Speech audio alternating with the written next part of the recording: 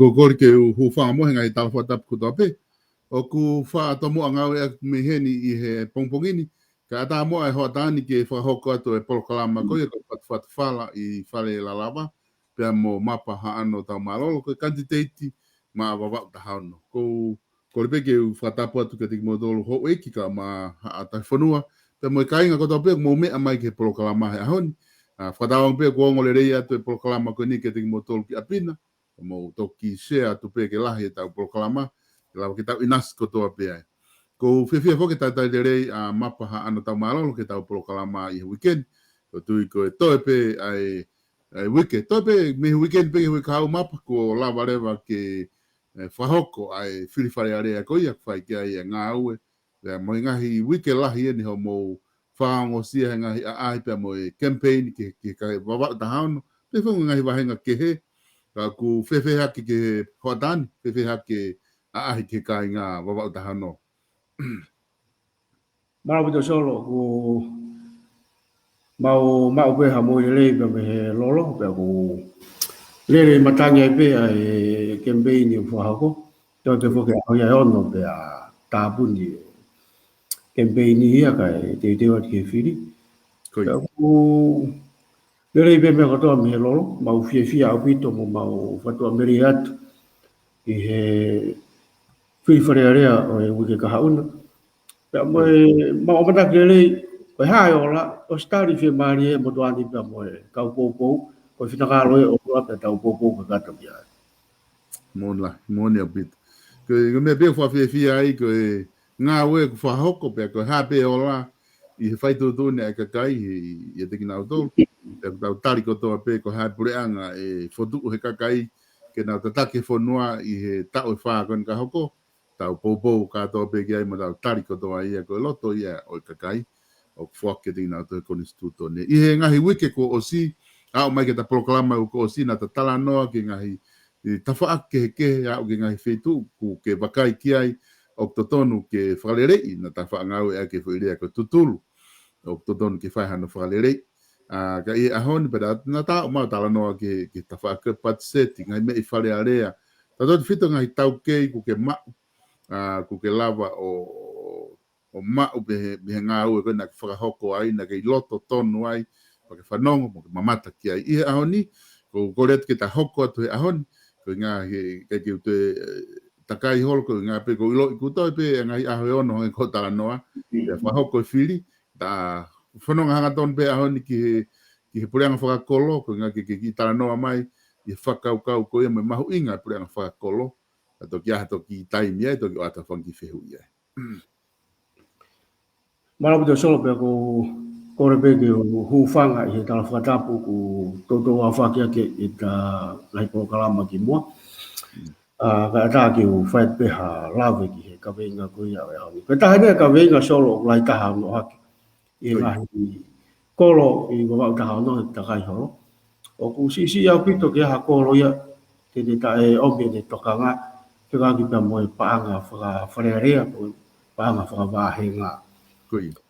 Koe mea pango solo koe taipena whakahua ngai ripoti a tika ki ngai paanga whakawharearea. Na e hiki ni mai o tari whakalokufua bea he wharearea. O i kai ai ke whai ha tālanga ke ngahi ripoti ko ia, ke mea i he kakai pe asi he miniti, ai mea hoko ke ngahi paanga ko ia. Ka te hanga po wha mābo po atu, ai tu unga ko o ai paanga whaka wharea rea, i anga e ku wakai whakalufua me toka tapu aki ki niwa taha fitu. Ko fu palpare malahi solo o ku hoko ki he paanga ko ni, tau te fito, ki hono tauhi whakatauhi tohi, pea me tariui, ai kakai pea mo whafufonga, ki e whare area whaka koe paanga koe ni. Koi. Lahi au pito solo, ai fu paanga ia, kai peke i loe pe nai huu ki whe. Kai peke hauri siiti, Koi. kai ke whai pau me tutuni ngā ue, ka kuosi alu ki tu ai paanga ia. Koi. Pea ko pehe ka kawe ha mea whakaloloma au pito, pea kai ke uongoi o ku malu ho tau whare, pia moe waka o tau wholau ai, i hono tuku noa i ka venga koe ni, e wiai a lau mano pe alawa peke upehe wa ubia lau kilo. Koi. Ai paanga ia o koe ke ilo ia, pe nai huu ki whe ia, ka ke ha kaitotong, kai ke whai pau ka moe toi tutuni ngā ue koe, moe tutuni ngā ue koe ki he CFA, ko CF policy, constituency funds policy. Ko palapare malahi ni, ko hia ka pau e ai haki paanga e more pe unaccounted for, ka i ai hando whamatala paanga mo hando tohi tari totong, i whonga ātita ko e pure anga. E malawa ke more ngā ue e kau ngā e whapure anga. Koi. E malawa ke maa ngai tau dea. Ko eni, ko sino i whakafofonga wharearea, o ko omai ia e tolu kiru, o kui ai ai palapare matatau o hoko, kai ke whai hame e ai. Koi. Ka i he tuunga ko ia, o kou whakotuu atu. O kui kai ke utui ke te hoko atu, ai mea koin koe paanga whakawāhenga i he whunga lolo tonga o tau rere ai.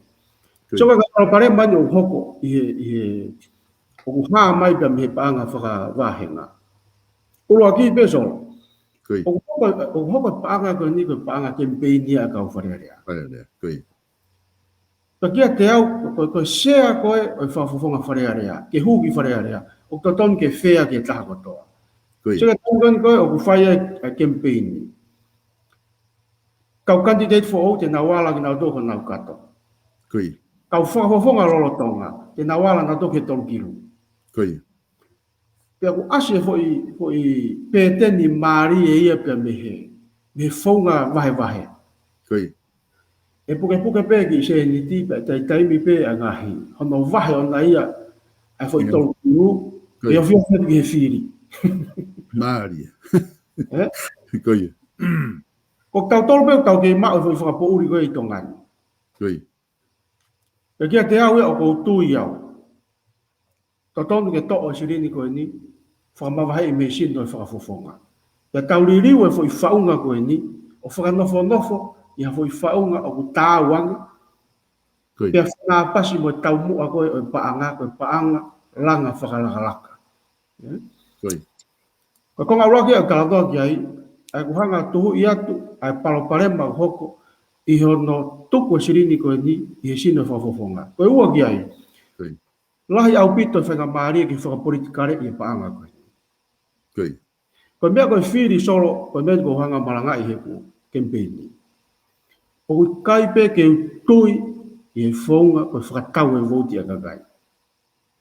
Koi. Pe koe aloatu mha sirini, pe koe ha puha moa, pe koe ha fo i maa, pe koe aiskirimi, pe koe ha o tufa halo ke kakai, ke whakatau a ke nau voti. Kaipe ke utui au kia. Koi. Pe koe hina mea koe ke utui a ke nofo sirini koe ni i he sino whakafofonga tapa moia. He tene kempeini atu, he tene e pō pūlai ai whiri a kakai, ko hi koe fo i wahe koe i whai he sirini. Koi. Ako tū koe ni, ka pau e ilo he whakafofonga hataha pe ko hatni ihi. Kau pēna ka ke pō he taim kempeini. Koi. E whaka ofa ni ihi koe pa te nau tū la vea ngofu, he taim koe whai e tūwha. Koi. E ala ue si au puto nau tōku. Koe tolu ki ai solo, nofo koe e paanga koe ni he sina whafofonga. Koi. Ka pau te mo whatokanga e alunga koe sirini koe ni. 5 mano taha kilo 5 mano 2 kilo, au ben 3 kilo. Okay. Ngai e wa manaki, e to hike sirinia ko ia. Koi. Ko whanau tamai ni taha, ko foi whaunga ngāwe ko ia. Tai mi ko o nofo sirinia sina whafofonga. Ma ore wa heka kai ia, aluha ke rewa foi whakaukau ia kono. Ia tai aunga bodi ko nofo kau no pere i wharearea. Koi. Tap mong nau tau. Whatu rewa whakaukau, ai moha paanga pehea kau no pere. He nau ngāwe mo nau tau kia kakai. Koi. Sio, kamata grevai ni taha kilo. Aka foi 4 kilo ia. 3 kilo e taha kilo ia. Pea o kou whakafua, koe sirini koe ni solo. Kai ki whakangata moririu e foi whaunga. Te tau lue tato o taha miliona beki foi wahenga whiru. E hiki toa sirinia koe ni he ku alu ke toi lahiangi whie mau ia. Koi. Ako ne lahiangi koe whie mau e kakai, no whataha rewa whakafofonga, pe koe poini hoko ko whie lawe ki ai. Lahiangi whainga maari, ke nofo e whafofonga ia, o hange hafu akau Christmasi ko ka Santa Claus. Koi. Kai moria hono whatongia te fito koe whaulao. Na kulawe i he kamata anga mai beta po kalama, ko i lao be woua na pase wharerea. E malawa ke toi lahiangi ai. Koi. Ka tatu sia ai whatongia whaulao ai whafofonga. He kunofo mai e hu, akau Christmasi a koe i mua i ai. Koi. Koi. Kore mai pe au firita, koe alu atu ai firita. Kore mai pe aku lahiangi taimia i hano whakaukau i ai 3 kilo, mono vahe, mono whakatau ke vouti. Kai ki aha whainga maari whafofonga, ke ne mono fu tuturu kono ko tala noa ki ai. Koi. Hau tuturu e whareia he, mau inga ange, he koe mea e mau e vouti e. Si kono palopare maa e. Monla. Ne ue sia rewa e ia ia, ai te fito i whatongia koe whafonga wharea rea. Lahi apita ngahi palopare maa ia, ka kou tuka tupe whaa koe nā ke kamata aki.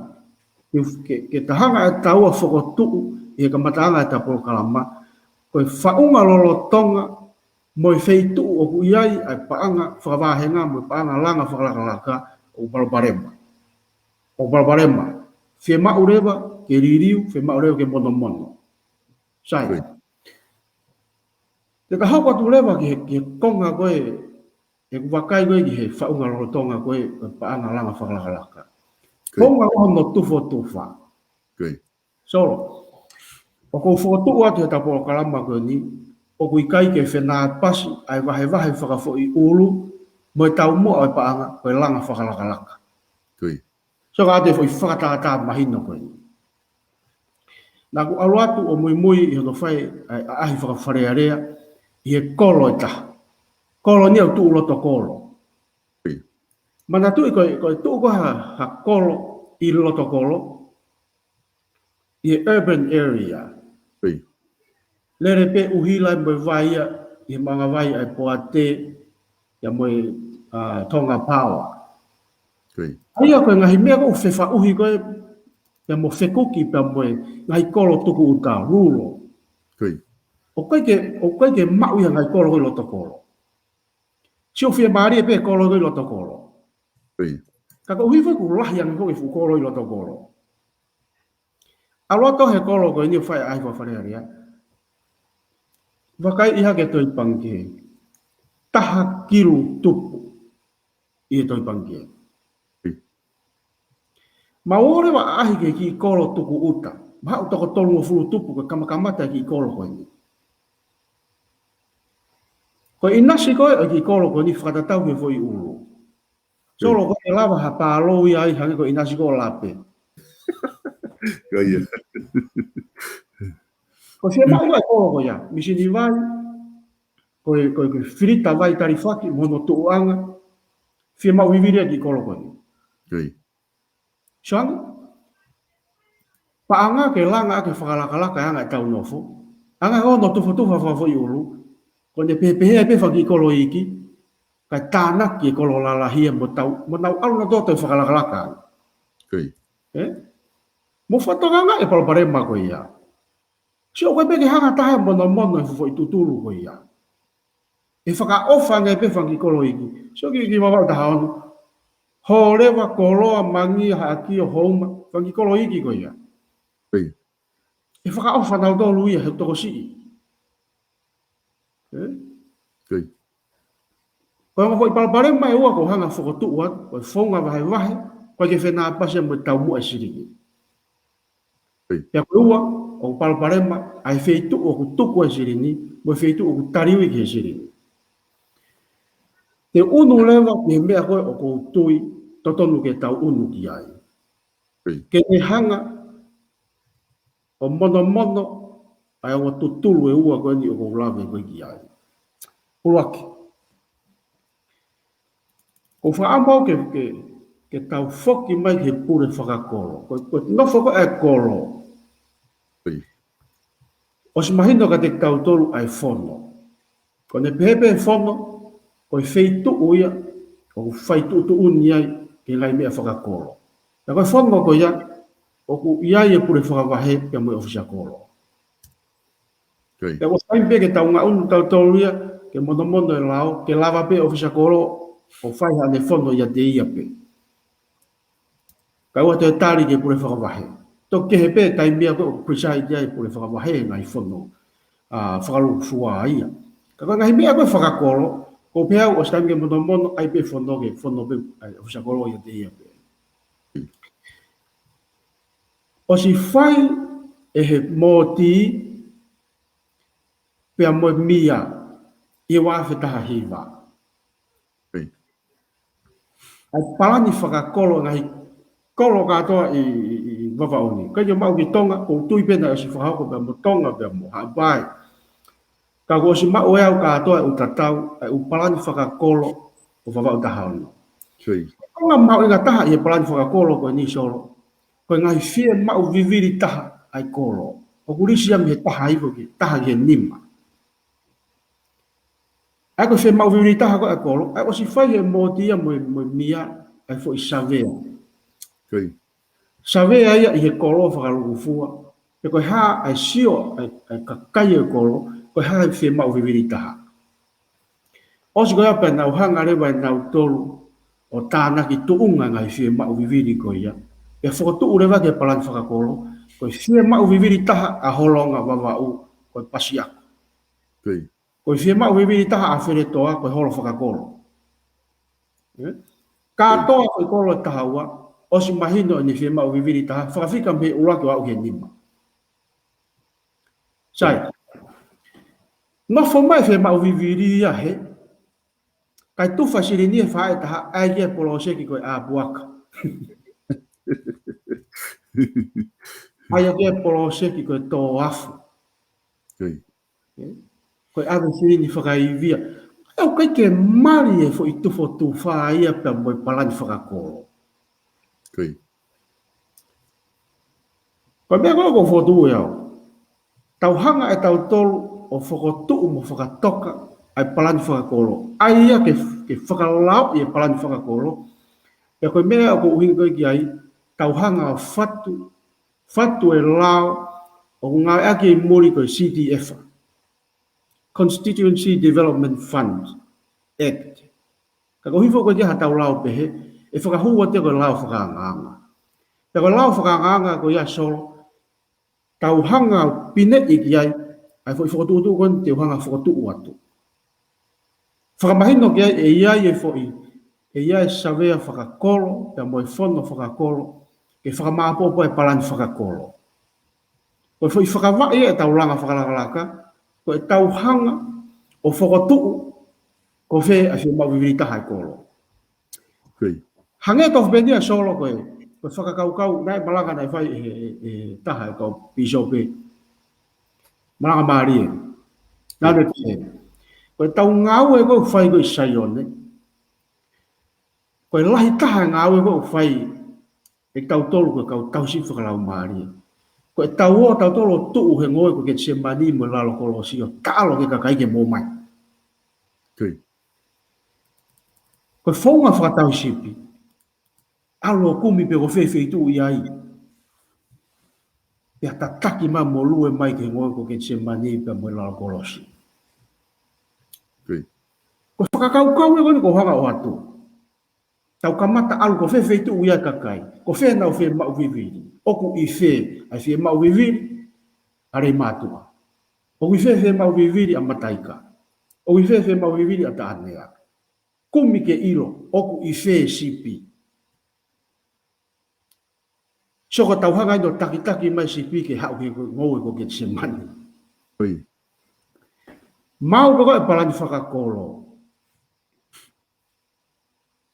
Hanga lewa he palani whakakolo.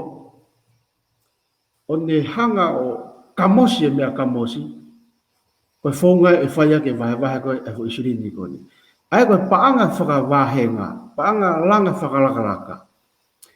Alu katoa isirini ko ia. Tauhia I whare paanga. Ke ne hanga te kolo I palopalema whakatauhitohi koe na hulawe koe ki ai. Mana tui ko whare paanga be taha solo o ne mau e capacity. Pia mau e tau kei mo kau ngāu ke nau hanga sivi. Ai ngahi invoice. Ai ngahi quotation. Sivi I mo ngahi proposal ko e whakahu atu. Ko whare paanga. Ai ha vote I whare paanga. Ko vote ia ke ngahi langa whakalakalaka. Whakawahenga. Ka koe whai tōtōni koe ke paanga whakawahenga. E whoki mai peia. Ke ngai kosirio whakawahenga. Mai kosirio whakakoro. Ko ne whoki mai koe ke kosirio whakawahenga. Mai kosirio whakakoro. E hanga e lao whakanganga koe. I he paanga langa whakalakalaka. O ne whakotuu I he lao. E ngai hui whaunga koe ia. Ko hai I he kosirio whakakoro. Ko hai I he kosirio whakawahenga. Pia tene hanga rewa o tu unia. Ai whonga e tau whetariwi aki. Mo whonga e wahe banga. Tako whonga wahe o hanga whakotuu soro. O pehendia. Tau hanga. Foi tau e whaa koe. Koe tau whakawharea rea. Pia koe ke fuwhe mau e ke lue whakatau whakawharea rea. Ka pau e tau nima. Whakatau nima ai palani whakakolo ia. Whakawhofanga ke lava. O toka ngai kina ngai whema e kakai. Mana tui kau tātoa ko ni koe ki ase whawhonga wharea rea ai. Kui. Foi whema ue nima ko ni. Whema viviri e nima ko e kolo. Tau hanga o te kolo e whema viviri whika uluaki. Mei koloa ke rei mātua. Kui. Tau te kolo e uluaki. Tau ka matai. Sai. Hau foi tolu kilu koe o tau ni. Pawau tau pehege ai ke 4 kilu. Ko hape foi au mau ni koe ki langa whakalaka. Kui. Tau te kolo I ka toa ai priority whika uraki apa au tahano. Tau pehe ka pau ko koloa ko misini vai. Misini vai I he mano. Ke tolu mano. Ai e misini vai a koloa. Hoko mai horewa. Ke mai horewa e nau tuanga firita. Ta mo nau foi firita vai. Tau pe anga wa mano e kene. Tau tuanga firita ko ke mau ke langa ki olunga. Tu pe lalo ko mono ki pamona ke hanga tu faki. Tau hanga te kolo I ka toa fe mau viviri fika ulua ki pe. Me koloa ki rei matua. Tau pe ka pa osi foi tolu kilu ko pe ko 4 kilu ko wahe mai e tau whakapanga ko ni. O tau ngata pe tau tolu halau fu. Ngata e taun. Au koe tau whakapanga hoko. Tau hoko mai ki tānea. Ai e whia mau viviri whika roa ki a tānea. Lue pehe pe ka ua koa. Tau pehe koe osi koe foi tau e nima. Ko mate katoa foi whia mau viviri whika ua ki. Ai ke lava katoa koe whia mau viviri koe e koloa. So koe maria koe e whaunga tufo tufa. Mo tau mua e panga. Koe langa whakalakalaka. Na whi tau laki re. Kui. Ka pau tau pehe osi pe ai ngai whia mau viviri whika ua ki ia I he tau hono tolu. Tau hoko rewa tau hono whaa ki whia mau viviri whika ua. Tau hoko kamata mai me koloa. Hai whia mau viviri whika ua koloa. Tau lue mai ai. Ka pau te whatoka ngai e mea ko tānoa ki ai. Kui. Koe ke toi mo ula loa mai koe solo ke whiri hau ko ngai koe ose whiri te tu whatu ho mea me paa whawharea rea. pe te pehe e mo hau whi mau, i kai, o ku pure ia he palani whakakolo. Pe a ku whea, pe a kone toki tonu ia solo, ai tau kalanoa pehe, ou eri e kinata. Koe whaunga lolotonga, koe fufo i loi, mo whaaresi lahi, ai pehe, ai ke uari e kinata. O lolotonga ri e kina lape, he kusi isi, ai kakai o iai. O lolotonga ri e kina fualu, he toko si e ki kakai iai. O lolotonga ri e kina pe whaki kolo iki, he toko si. Kono uhinga ko fotua tuai, ke tau liliu e whaunga, liliu e sino o alu kia sirini, pe tau liliu pe mo whaunga tufa. E whenā pasi mo tau mua e paanga koia, koe paanga langa whakalaka. Peka pai ose foi tau e nima. Ose tau e nima solo, o tau sino o tau tolu, o ku liliu, mana tui foke alu e tau, o ku liliu e fie mau e kakai. Pai rewa e toi fui exercise ta tau pe e palani whakakoro. Te tau sino tato, o ku toi fe unuake ngai fie mau i viria. Ako priority ko ahoni e ke he priority he ta we fa ta ni mame. Kai ke he bi solo. Ko priority fika uraki e kolo ko to be ke te kolo i he vave taha pe alu fa ta. Ako te tuana ko ya solo. O si hanga be he foi faunga ko ni ko i he pure fa kolo. Kamate i e ia me ko ai fo fa rea.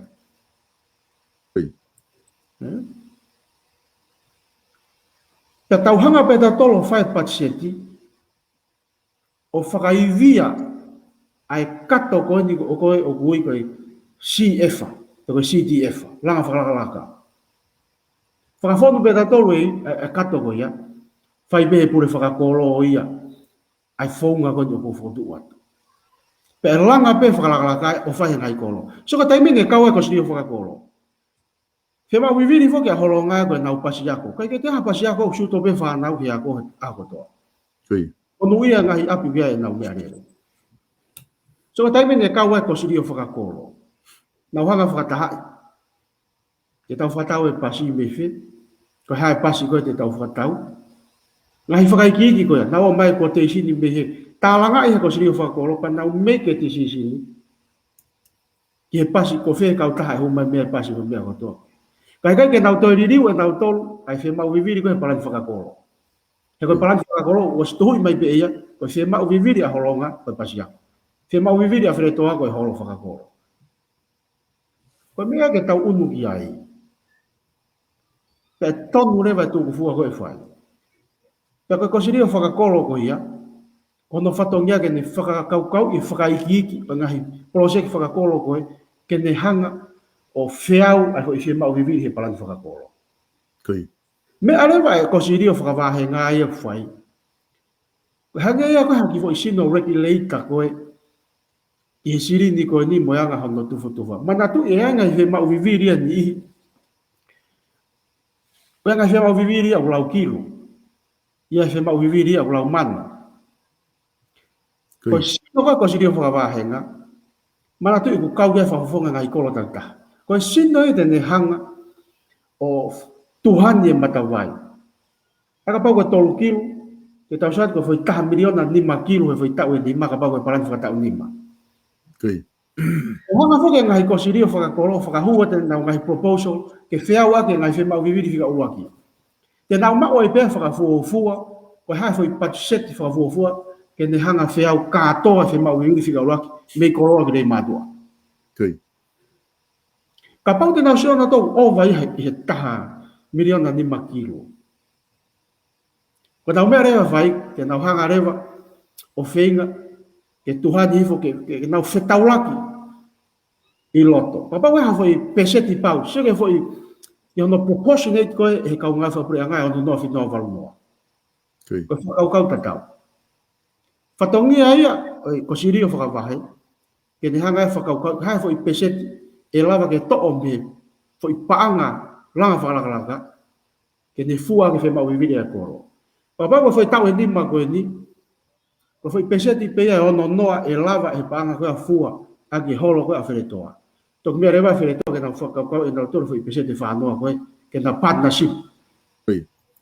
E lava foi fie mau koe ia. Aia te nau hanga peo whikai, o fe tu e fe taulaki ai ke lava katoa ngai fe ma'uviri koe fatongia ko sini whakavahe o pate fatonga e tafe ko ngai fe mau mono ngawe o ku kai ke awe hafu mawhai a tuku ha feitu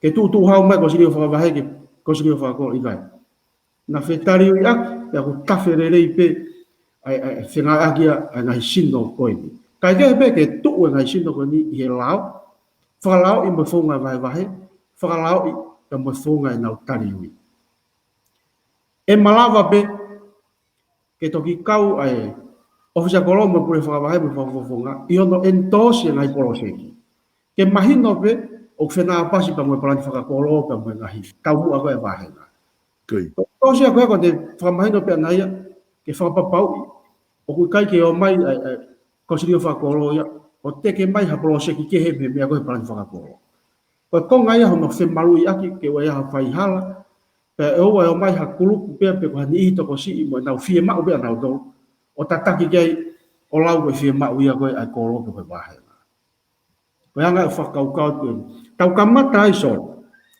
e tau lue ati ke mau ha panga whiunga ke toki whakotu aki ha ofisi ke ia e ka ofisa kolo mo ka pure whakavahe ko tua taimini ko anga whakaukau tau kamata pe hau ai mo pure whakavahe nau ofisi ta ko whafofonga ke whaingo fua pa nau ngau whakataha pe nau whetari ui aki nau maino tatau i ngai mea ko hoko e vahenga ngai whi mau viri e vahenga tuku ngau kia e paanga mai hafu ofisi taha pe ka pure whakavahe o ngo pure whakavahe ua i wawau tahano ka mo whafofonga tau lue ke mau ha panga whiunga ka tau onu lewa ke iai ha ofisi i ngai holo whakakolo pe koha tu haloki i ngai holo whakasiasi ka pau e kia holo whakakolo e totongia ke ofisi mea ofisa kolo whaingo fua lewa e nau whengao e aki ka koe taimini tau kamata pe he mea koe tau ala malawa ka tau toki lue ai pe i he step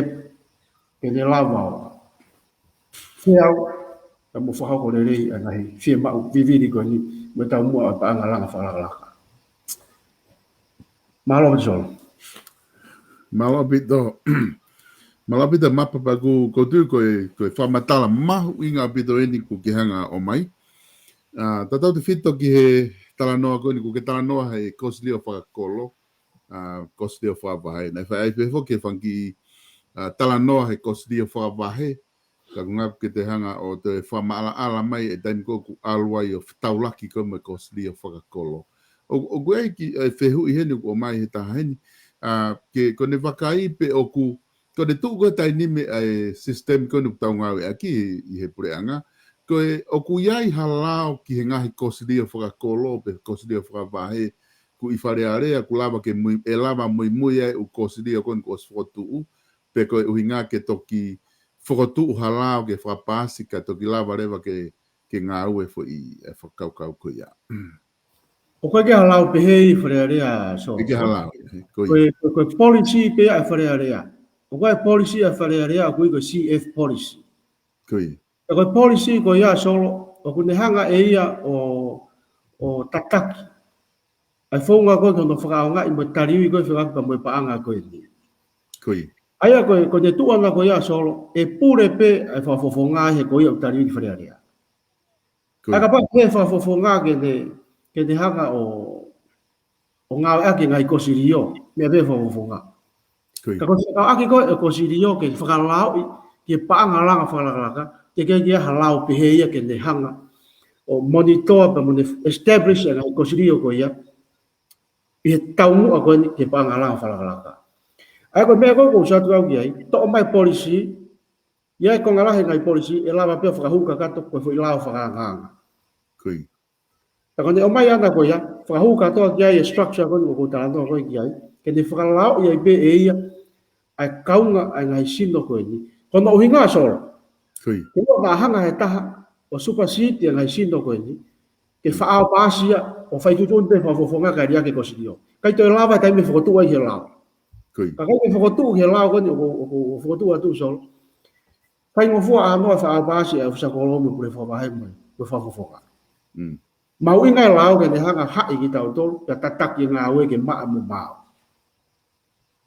o ku ke au pito ai lao ya ko ke kau pure whakawahe mo kau sakolo ke he au pito ia ya ke he au pito mo lao ke ngai kau tahaya he mal ko ke MT ke le si ha fo isino po fo kosirio e mal o lao ke ngai kau taha ke hoko ko fo isino whakalao ke he au pito ia me me ko ta no ko ia Koi. O moni a pito e mapa ko ke tal fuka hono fai vahe ko ni pe ko ki ma wa pe na kamata ane fe ia. Ai paanga ko ni to ko ni ui ko paanga fa vahe nga. Mo e ui ato ni I kuna ui pe me murini o ka wai ka yako. O ku fai proklama mo kina tolo kuna ui ki he pure anga. O ki kai ki ai ha fahinga pure anga ia o ku ai ha natula fratemo kalati he na sistemi I to pure anga. O kua paanga o ku ange mea ofa ma ai kau whafonga whalearea ke na o campaign I aki kotonga penta. O ku ia o whai ai mea ko ia. Pai ko ia ahoni foku ke hanga o te whakaongo mai e fo I whakaukau ko ia. Ko ngā ke lava o mahina o ku palo pare mai mea ko ni. O ku e whewhi ko ha uinga o ku kai ke lava e paanga ia ko ni ke tipe iti he whalearea ke lava o sio. Ke sio e whare alea ke ai pe ku tai ngā ue tamako e pe ku sai pe kai ke sai. Hange koe ni o ku ai pe foki ai atita, potungai atita una whamalumale whare alea. Ku ngā ke lava tala o ku ai taha kou ka he pa anga pe a whika atita ke whapapau ka lava whailo. Ko ha o koe ke whai ai ka area I whakaluku fua pe ia. Kono mau inga solo ke tau whakapoto e tau whiri. Koi. E koe whakafofonga koe o huki wharearea. Ka pau koe kawenga ke whai to ton, te ai ke ata ki tua ngai ngāwe koe whai. Ka ku hala ha ngāwe, ai ke ata ki tua ke ilo he kakai. Ko koe ke hanga au. Kono mau inga koe ke ne tuu koe lolotonga ni. Mana tu iho ka kia mea ia ko kaulelei kia kita. Koi. Ki ia I pe kita ngai fu monu mo ngai fu lelei ko ia. Pe te hanga ke kita me ngai monu ko ia. Mea pe taha te ne lava o whatonton ho tau waka, pe si tu me ngai monu ko ia, ko taha o fa mo ki tong mo mau a lau mari fe lau. Koi. Ko tunga ho tau ia tai ringi. O si ilo pe kau whafonga ia mo kau wharearea, a palparema o hoko. Kau whai ngā tāhe ku toko ni lahi e whupaanga koe ni ke nau apitu uhawa e wharearea. Koi. O kai ke umawi ngā I au ia I ai ke te apitu uhawa e wharearea. O ko umawi ngā I au he liliu e sistemi, ke whea matapā koe ke huki wharearea ke taha kotoke. Koi. Pe ke whakapapau o ku ngāu e whakapoto aki ai pāngā tu uhawa e kakai whanua. Ko ngai mea tau whia maa koe ki ai. Ko no uhinga ku tau loto ai ke whaitoton te kau taki, pe nau tariui, I he lao, pe ata ki tu ai ngai ngāu e ko whakahoko, e ko hui e ko tau pāngā tu uhau. Koi. Uhinga ku tau ui ai ke kau taki e whanua ke nao, whai whapoto, e whaitoton te ngai mea ko tau. Koi. Mapa e kai fo ke uhinga, o koe ke uhinga koe ke ta ofi fo I paanga ke tāpuni paanga, he tokon ke ngai wahenga. Ka ko ke uhinga fo ko ia ke ai hanga ko ngai fo tu ko ke tala no ke ai whakalao I kosilio whakakolo kosilio whakawahe pe ai ke mahino hanga tonu pe paanga ai hanga tonu whare paanga pe to ki haore wa ngai kosilio o claim me paanga mea I whai ake na ngai ngawe o makatuunga I ngai mea ko na ke tala no ke ai pa ke whai savea ki whi mau viviri mga uhinga ko ia pe lawa rewa ke whetau laki me langa whakalakalaka ai tau mua pe moe paanga. Ai ke uhinga ko ke whakalelei e umea ko ia, ka hangaton pa ata rewa whakafofonga ia ke ni ngā ue ko whaulao. O ke uhinga pe he mapa, Ko ia. E sio ka te tuu ko ia solo. O koe ke tau toi hanga ke whakafofonga, ke whita vai pe moe apua kāmu. Koi. Ke tau hanga tato ke kosirio. Koi. Ko sino ia une ngā ue I angai, tau mua langa whalakalaka pehe. Koi. Tau ne whakai ai e kakai ke nau tu o ngā ua. Mo mau inga koe ke nau o ngā taha. Pea ke nau tu whakataha o ilo I koe hae nau whi mau viviri, pa nau ngā ua e nau whi mau viviri koe ia. E longo mo uyang langa whalakalaga he tau ave mo whakaivia ngai ko sirio whakolo mo ko sirio whakamahenga. Pe te māwang e ngai mea whakapanga. Matu ko wharepaanga ia solo, he kai te ke alatu ko wharepaanga, ke lue more mai mo hafu ua mana. Kui. O kulotonga hoko he kai mini. Ko wharepaanga ia, o alatu pia moe, quotation, o alatu pia moe, whakataha mono invoice, ko ngahi nau ia wharepaanga. Kai toki hau hapaanga ngai. Mau e rekoti, kai ke more ha sirinje taha, ta ko tariu i koe ki ngai mea koe ia, o ko si mau pea i he foi matapa ua ki pe ko wharepaanga. Kui. Ta ko pure i pe ia he palanti whakakolo whakalufua, kai ke pure ia he toko taha. Ke tau pehe ke alatu o whakakolo e talangi. Ai mai koe ha mau umisini kosi a mau to, i kai. Kui. Koe le o whakalufua e o kolo, koe he mau viviri taha e kolo, o atu koe, e hau whakatafe mai kia monu koe me panga langa whalalaka. Koe whakaukau e taha o ko whakaukau kia e solo. Kui. E malanga peke kai ke ngā ue i tongani. Ka koe taha pe whakaukau ke ne hanga o langaki, ai lau maari e ua ua taha i he kakai e whanua pia moe pure anga. He te ne hanga ia tofa ai fo i lau maari e whengawe aki mga whakataha. Koe sino koe te ne hanga whakapaanga. O whai mo fuafu e tau talano a tau tongi o mai e moe. Kui. Ka koe sirini me whi. Mona. Ioi. O lawe o tau kia he whakalamba koe ni. Ayanga e whakaukau mo whakotu ke whunga e hau e sirini koe ia. Ko whotua ke haha fo i revolving fund. Kui. Ka koe revolving fund koe ni, ke whakotu pe whakaha mahino i he CDF bill. Ko lao whakanganga koe ki paanga langa whakalakalaka. Kui. Tau pehe, ngai pisinisi ko e pure anga. Manatu isolo ka ngai pisinisi e pure anga, o kue e nau ngahi inas. Pau inas fo ke pure anga, me ngai pisinisi e pure anga. Kui. Nang ngahi dividend ka nau tolu. Ngai dividend ko iau nau totongi mai ko ki pure anga. O ko whakotu o iau ia, ai hafo i peseti pau, o i dividend. Kui. Tau pehe peseti whanoa. Kui. O pesete whanoa ngai dividend ni, e alu ia whakaivia aki e paanga langa whakalakalaka. Kui. O soko, koe anga ni e whakauhinga koe ki fo revolving fund koe ia. Tau tokoni mo tau ngai aki, ko tempo ke alu ai ko totongi ho mo ua vai. Kui. O kai ke totongi pe ho mo ua vai, kau tau mao fo i tōkunga whakakau pe koe fo i mentality. Kui. O totongo ni e kuwai, e foki mai he pangalanga whalakalaka. E iai e konga totongo vai, e hoko ia koe dividend, koe surplus ia i tupu koe e poate vai, e foki mai ia, i he wharelalanga pe koe pasi, pe koe holo whakakoro. Kui. O te ome ia fo i lau maari e langa whanua so. Kui. Taimini ia o ku tau, ko te tuwha mai koe vai ko o ku te au tupu mo wangi au tupu. O ku tau ongo e tau tō tau mawhasia. Kui. Ka koe taimi koe te tau hanga i o tōkaki, ai hui whakaukau koe ni. Ko ni hau o te au tupu, te o swewhia pita hai whoki mai ia i he langa whalakalaka. Kui. Ai ko lahe koe e tau tuu whakataha o pou a ngahi business e pure anga, i he vai, ko uhi lau he, ko ngā ake fisa mga e whoki mai. Kui. I langa whalalaka koe whonua. Ko whai palparema koe revolving fund. Ai taimi koe e more ai. Tata te whine taimi tō mai ko vitahi wa. Kui. Holo whoki e. Mawanga pa anga ia koe ki ngai business e pure anga. Kui. Koe palparema pia revolving fund ia. Ka koe fo ilo, uhinga e whakotua koe ia. Te ne lava e ia whaawa e matapa e mo tōkaki, mo tanumaki lau maari langa whanua he kakai. He whoku koe lahi koe e nau tokoni ke ngahi langa whalakalaka, mga business koe e pure anga, mga sektor tau ta, e whoki mai i he uma kakai whakamaa a kawe ngā hona uma. Kui. Mone pito, e mapa oku Maria pito e whamatala o ke whai. Ko ki ata ni Maria ka mahino.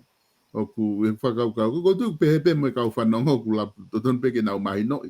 Ai whamatala ko ke whai e oku simple. Whai ngofua pe whamatala o ke whai.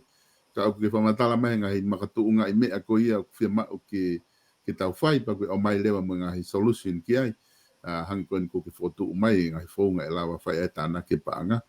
O ga be ai fehu e no fehu e to taha kune fe I lo e toki lava fo ke whakau kau koe ni ka pau e abe koe kiloto e baba taha ono ai ko pe mo fe mau hange koe ku tamai taha koe ni o fe mau ke abe koe kiloto ke lava ke whakahoko e fo I whakau kau lele koe ni hange koe ku na whanongo he aho ni ka ki mua koe ke hoko ai fo I whakau kau koe ia koe ne fehu koe ne o mai e ne tu koe lolotonga ni ai a koe peke lava ai ha commit whakakolo, pe officer kolo, pure whakawahe. Koe peke nau lava na tolu a whehu ia ha whahinga mea I he panga whakawahe ngahi I he system lolotonga. Ai kuko lotonga ngau e koe whanua. Koe ngā whoko nau sio atu e katoki lava pasi lao pa tau toki ngau e aki. Ka eke I hoko atu pe tau ngau e aki I mea lolotonga. Ai koe kia ha whahinga maari e ia, o ha whahinga mamakatu unga ke lava ai kolo pe mo e wahenga ke nau whehu ia a pau ngau e hala ake whakafofonga ina e paanga whawahenga. Ko te tua lolo tonga ni solo o lava bea whehu ia. Ko ia. Ko hauka whafofonga ke ngahi ange ko lolo tonga ni whakataha ai whawharea rea o lava whehu ia ai. Ko ia. Lava pe ke na o ke ofisi whafofonga I mei ke whafofonga. Lava whehu ia ai. Ka koe ne ata tu koe ki toa. Pea moia ha iwi hono whehu I. Ko ia ia fo I whaunga lolo tonga koe. Ko ia. Ke ka pau te ke whehu I mai solo kau hasirini pa pea tu. Koe ke kau koe ai. Koe ne nga tawa isi. Ko ia. Whai pe mea ko talatu. Soko mea au hoko he taimi. Ko au o ko tariu ki wharea rea. Ko au o ko pūre kato wahi sirini. He te monoho motoru hena ko au te o alo tariu ki ai. Soang? Pea koe ne ngata e peha o whehu I ai. Koe tau unu koe ni he whaunga o ko whukotu uatu. Ko ia. Kai o peha ke ne whakangata. Ai whai hala mo kai. He koe ni ihi koe e ko siri o whakakolo mo whare paanga mo kei tangata. E malawa pe ke ai ki I vairasi e hua. Ko ia. Ka ko whakapapau ia tau e si iangi. Me he tuunga ko uiai a report a ti tahe taime. E si I whau au bito ia. Hange ko au o si tofa fui hala whanonga ia he lao. Ko ia. Hange ko mea kona ko whau ke te whamamawa I. Te tau lava pe tau tō whotua tau ki ko siri o whakakolo. Lava pe whakotu informal ka ke whemau ke te resisita. Lava pe ke te resisita ke formal. Ka koe mea koe ke whai tū unia te ko siri o whakakolo ke pāna whakawahenga. Igai, kai lava e pure pe whafofonga ia. Koe whaunga atu tau whetuku tuku ai ngai fo ilea ke fo ilea koe ia mi he policy e tau whakarere ia unu ke lao tohi iai uri mo hine hinai. E koe te pau mau koe lao koe hi ia.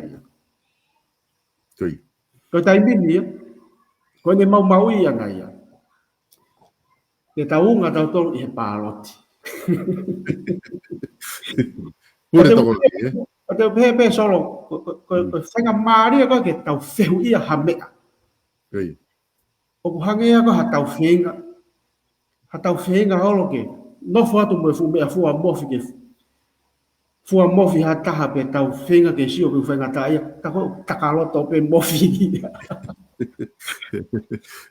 Ko ngā ni kuna usio ke ku mahino ni e whakai ki o wai kakai kuna ospopo I nā toluia ai whainga whakau ko ni kuna tokolahi ni hi ni kuna talamai e nā comment ko tangata lerei ko ki wharearea ko toko tahata tonu ko ki ai no whaamu ke whakahu e fui ai whakau ko ni ke o mai he kuna ulawa sio atu ke whamatala ke whai o ku lerei ta mahu inga maari e ka nā tolu o ku mea koto veo kuai pe whake ni kuna talamai ko whakau ni taha mapa ke whakau ngi ki ai taimi koe whakalau I ai koslia whakakoloma koslia whawahenga.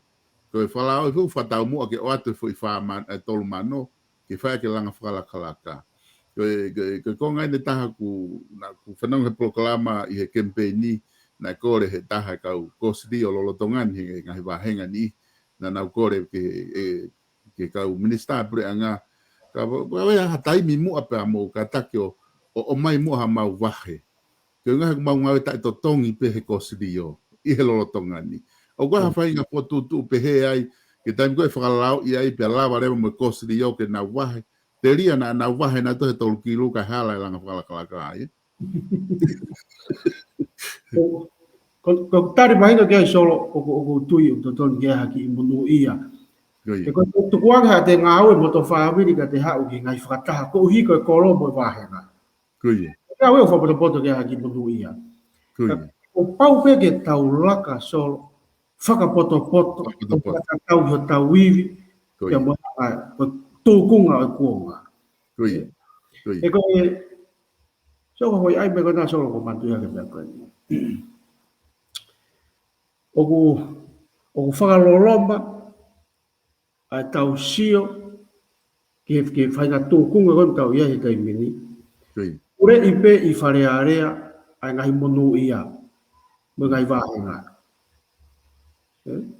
Aka pata tau to o mai ke context koe e pure whakakolo e kosirio whakakolo mo kosirio whakawāhenga. E pe he nia solo.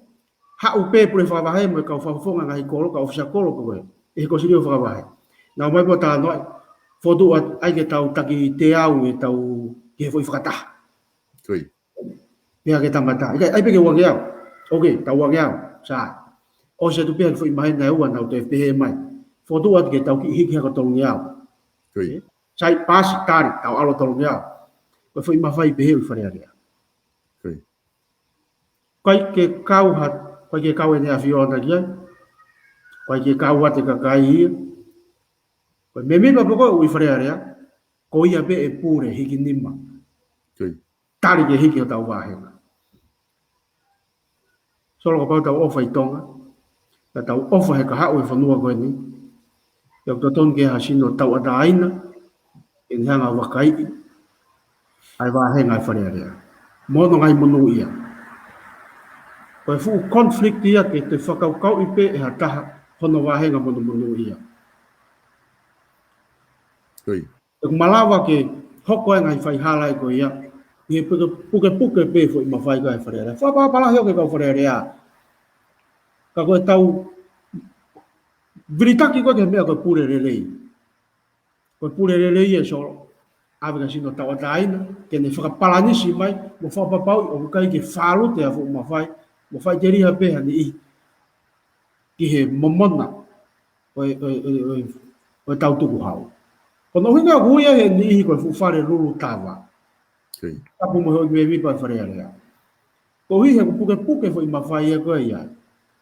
Ia whia mau e ke taunga unu ki ai. Ai ke yaha sino tau ata aina, ke whea, ke whapapau i o kui kai ke whamure ki noa tuku hau e kakai. Ai ko whakaukau koe ke kosirio, whawofa, ke iai hano ki monu ia. Kai be whotu he lao e whaunga koe ke whakaukau e monu ia. Tau pe ave ke RA. Mau mawhai koe ke wāhenga, ke ni whakaukau e monu ia koe, ngai kosirio whakolo, kosirio whakawāhenga. He ko hite ni hanga tuhani mai, ai monu ia, toton, ke nau wahe koe ni ai. Moi whaunga pe, e tofa pe e he lao ia, ai whaunga koe, ke whai aki, mo whahau koe ke ngai monu ia koe ia. Kai he rolo tau ngani.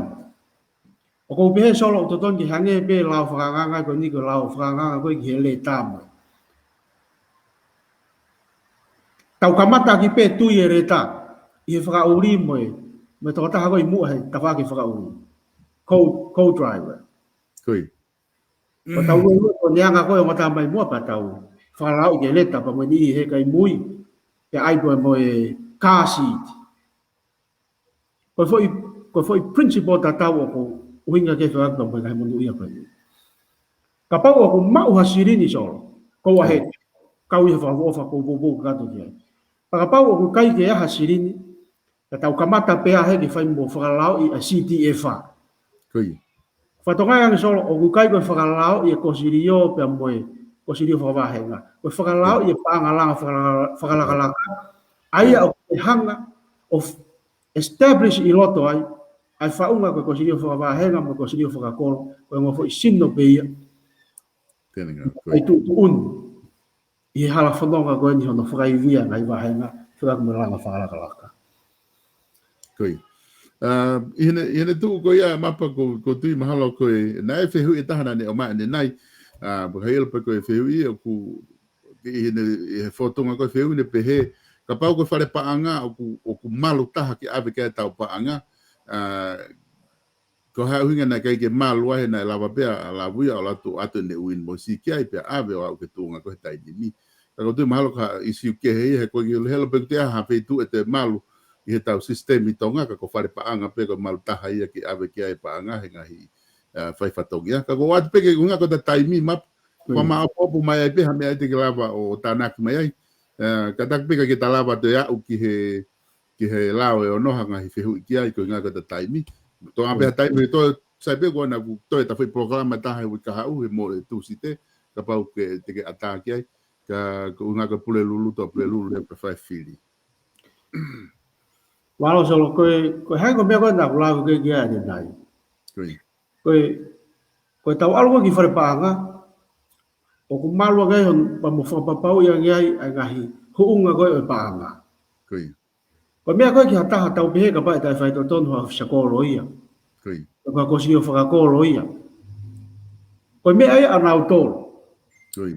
O koe ke ilo ma whare paanga ai ki tai whaito tonu ai puri whakawahe pe ko whisakolo pe ko whakafofonga, pe ko minista. O koe ke ilo ma whare paanga ki ai. Ka tau manatu pe ko whanua na tuki langi. Ko whatongia pe whare paanga ki whakapau o whaipau ki he lao ka mo tutuni ngā ue. Ano ngahi invoice ma ngahi mea kātou koe ia. Ako kuangai o kutari ki he lao ko di. Ka pau o whamawawe solo. Ka pau ha programa hoko au ia pe a whamapopu atu. O koe pe o ki taimi ko mau hiki mau ha hawhi hua hanti o lao dao. Lao he lao no ka pau whakamari. Gome ko e mapa ka fama popo ma ka ta toki talanoa ka foi programa foi time ta ka ko finga ko ki programa koko ma hen he ospen o ko marot be solo i foi mari ko ni ku ta ma ho ho ki ta talanoa ai ka venga ma inga ko ni ki he panga fa he nga ko panga fa frearea ka ko frearea to no ko panga langa fa kala kala koi ki nga i va he nga ya ko amana ki pena imagino ki kai fonua ai talanoa ki palparema ko tutulu lo tonga ho ko sistemi ko ni ki panga whakalaka ta mo faunga mo fonga ngau ko taurere de ta ko amana ki pe imagino ai whakaam ki tau whakalau e fetu kutuku ai sirini ko ni ki wharepaanga ko hi kai o mai pe fai tu ni ki pure kosirio whakawahe mo kosirio whakakoro. Ko tau ave pe mawhai koni ke whai tutun ke sirin koni ka sino whapolitikare. Palo parema hono vai wahe fo sirini ko ia. O tau loto ka palo parema he kaipiri. Mau inga ke tau oange ai mawhai koni ke kakai ke whakawae hono vai wahe sirini ke whakatewhito hono vai wahe ia mi whia mau viviri kakai. Ia ko whia mau viviri ko ia ke tau lue whakataha lue tata. Mako whakarea ia koe ko hanga hai aki ai paanga langa whakalaka. Koe tau lue whakataha i he tau hanga ngāwe i kotoa ngahi whia mau viviri whika uaki kātoa i ngai kolo whahanga tahano. Ia tau lue tata. O kamata i he whia mau viviri whika uaki ka tau hoko hifo ki whia mau viviri whika ua. Ke whenā pasi ai tau mua ai paanga langa whakalaka. Ia moi whaunga no tufa ia mo no faunga. O ko mai o whalahe te mo tohono kātoa, ia ko whatawange pe, na mo o mata mo whanawa mai e wahe koni mo whahau atu, tua whatu.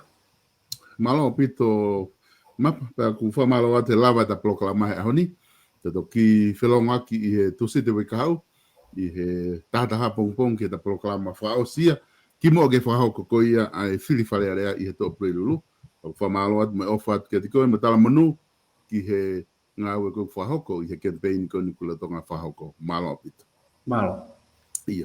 Ka inga koe lava e tau proklama koe he ahon, pia mo e kantiteiti koe wa wau taha no, ko mapa hano tau malo fa tau be na yong le re ke tik motor fa malo la ya tu ko mo mamata e proklama mo tohi mai to tu e pe ngai me ai au ngai to ki si o pe mapa ke ngai tohi ko mo fa hoko te ba kai pe ki ai ka pa ngai feu ia e la ba ke te feu o ku ke to e ma foi proklama ta ki ka hau ai ko tu si te e fa hoko e ba programa fa o siko ia pe mo kantiteti ki mo dol ko mo popo mai ki kantiteti fa malo ke tik mo dol ko ngā ko e popo ki ngai whakaukau mahu inga mo lelei ko ia ko lava o fotu mai kantiteti o atu kotoa pe mea kotoa ka tiki motolu ki apina ko motolu mo whahau koe whiri ko e whiri o kwhai e koe ange koe ia koe tohofolofola koe whiri koe mea ia au ke whahau koe whiri ko ia koe kantiteti ke ne whahau katu e ia ai ngahi porokalama ke tiki motolu kotoa ngahi kau kantiteti i he hiripe mihene ha lauminiti te whahau katu rewa tau porokalama ko ia pe mo South Pacific Loans pe mo Stalik Tupou pe toki e mimi hoko at pe proklama e ahon ko hape proklama e lava atu pe ko proklama ko e fia tok whakaukau e foi taimi ke tok hoko atu ai ka ku whamalo atu homo lava mai ka ki utai whakaloaloa ka te kolos leva ko ngā ki hoko mai e tau proklama hoko o what ka di moto